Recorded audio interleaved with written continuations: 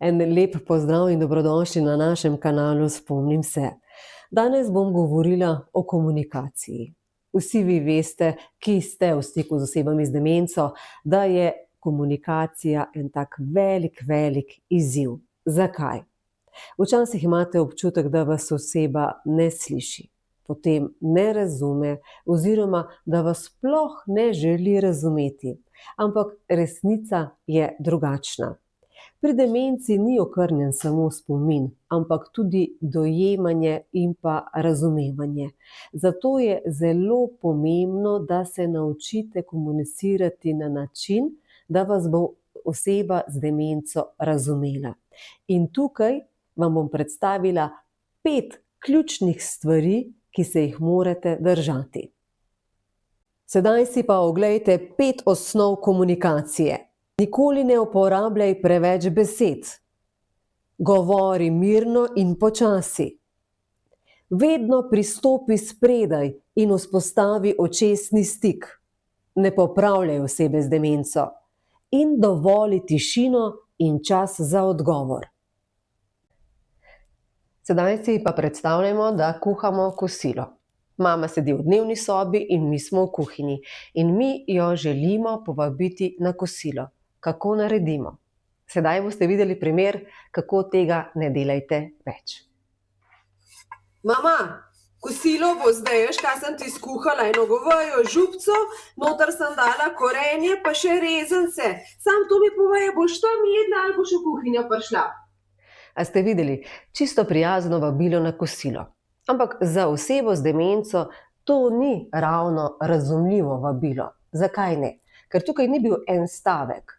Predstavljajte si, da je bilo to 5 besed. Kosilo, goveja juha, rezanci, korenček in pa odločitev, kje jesti, v dnevni sobi ali v kuhinji. Osebe z demenco ne morejo sprocesirati vsega hkrati. Saj vemo, demenca ne okrne zgolj samo spomina, ampak tudi dojemanje in pa razumevanje. In če oseba z demenco ne more razumeti vsega, kar mu poveste, gre v neko tiho stisko. In vi, tudi vi greste. Zakaj? Jaz kot hčer sem celo dopoldne kuhala to kosilo in sedaj kličem in moja mama, ki ima demenco, me zopet ne sliši, me zopet ne razume in zopet je tukaj odpor. Kaj naj naredim? Tudi jaz sem v stiski. Temelj dobre komunikacije, vsake, ne samo z osebe z demenco, je, da prvo navežete očesni stik. Nikar ne kričite iz sosednje sobe. Stopite pred osebo, da vas zazna, da vas vidi. In takrat vas bo lažje razumela. Uporabljajte manj stavkov, saj veste, manj je včasih oziroma pri demenci je vedno več. Vaš glas naj bo prijeten.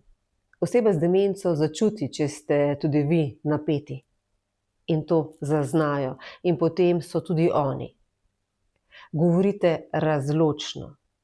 In ne pozabite, dotik je tisto, kar vam daje stik.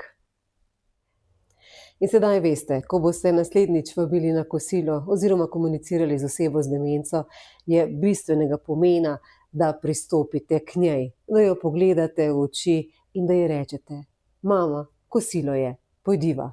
In to je dovolj, da vas bo oseba z demenco razumela.